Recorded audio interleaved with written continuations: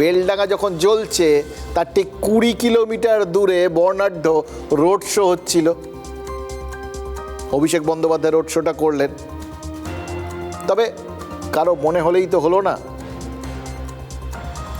অভিষেক বন্দ্যোপাধ্যায় তিনি সম্রাট নন, ওখানটা সামলানোর দায়িত্ব তার নয়।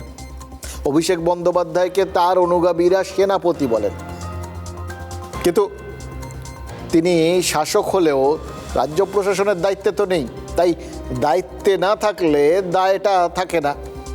আর বেলডাঙ্গার অরাজকতার দায় তো তৃণমূল নেয়নি, কিন্তু 20 কিলোমিটার দূরের আজকের ভিড়টা ওটার দায়িত্ব ছিল তৃণমূলের। আর তৃণমূল প্রমাণ করলো ভিড় যেমন ওই বেলডাঙ্গার রাস্তায় আছে তেমনই ভিড় তৃণমূলের সঙ্গেও আছে। আজ কখনো গাড়ির ওপরে দাঁড়িয়ে, কখনো গাড়ির ছাদে বসে জনতার উদ্দেশ্যে হাত নাড়লেন তিনি, অনেককে ছোঁয়ার চেষ্টা করলেন।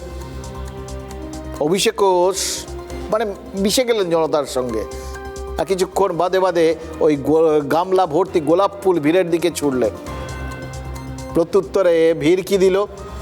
ভিড়ে থাকা প্ল্যাকার্ডে লেখা হলো আগামীর কাণ্ডারি, মানে ভিড় আগামীর কথা ভাবলো।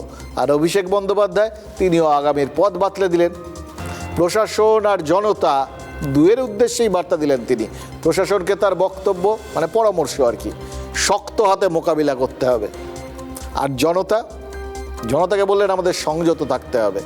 এবার ভালো করে লক্ষ্য করুন, অসংযত আচরণ যারা করছেন তাদেরকে বিচ্ছিন্ন বা দুষ্কৃতী বলা হলো না, এমনকি বিজেপি বা বিরোধী দলের লোকও বলা হলো না। কি বলা হলো?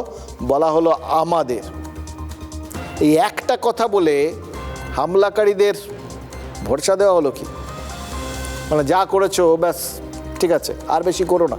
এবার কাকতালীয় হলো বিকেলের পর থেকে বেলডাঙ্গা ক্রমশ স্বাভাবিক হতে শুরু করে দিল। এবার অভিষেক বলেছেন প্ররোচনা দিলেও উত্তেজিত হবেন না, তাতে বিজেপির হাত শক্ত হবে। অর্থাৎ মুর্শিদাবাদে ব্যাক টু ব্যাক দুবার গিয়ে অভিষেক দুটো বিষয় বুঝিয়ে দিলেন।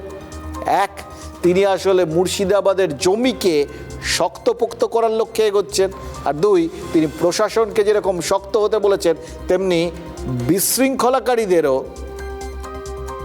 মানে বিশৃঙ্খলাকারীদের মধ্যে যাতে নিজেদের লোকজন ঢুকে না পড়েন সেই জন্য নিজেদের লোক বলে সতর্ক করেছেন আর কি। মানে এটা শুনে কারোর মনে হতে পারে এটা তো অনেকটা ওই গৃহস্থকে সজাগ থাকতে বলে চোরকে চুরি করতে বলার মতো বিষয়। অবশ্য কে কি মনে করলো না করলো রাজনীতির তাতে কি আসে যায়, ওই ভিড়টা সঙ্গে থাকলেই হলো।